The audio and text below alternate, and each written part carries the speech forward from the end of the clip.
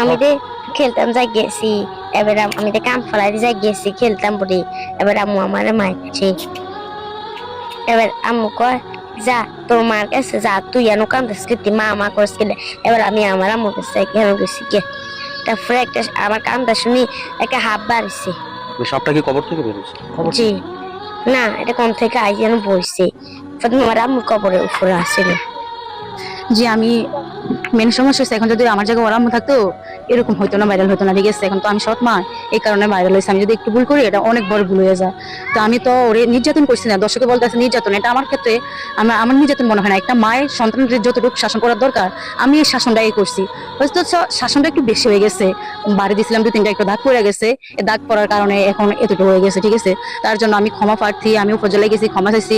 আপনাদের আগে যারা যতজন আসছিল তাদের কাছে আমি সবার কাছে একই কথা বলছি, ঠিক আছে? আমি ভুল করছি, ভুলের ফাঁসি তো আমি ফাঁসছি, ঠিক আছে? সবারই আমি বলছি আমারে ক্ষমা করতো, আমি ভবিষ্যতে এমন কোনো ভুল করতাম না।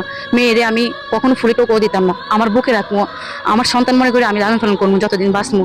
আমার এটাই চাও। ওইখানে চেষ্টা সবকিছু জানছে, বলছি আমি তো, আমাকে বলছে আমাকে 1 মাস টাইম দিচ্ছে, আমি কিভাবে চলাচল করি না করি তারা দেখবো, ঠিক আছে? যদি আমার কাছে রং কোনো কিছু দেখে তারপরে ওনারা সিদ্ধান্ত নেবে, ওটা বলছি।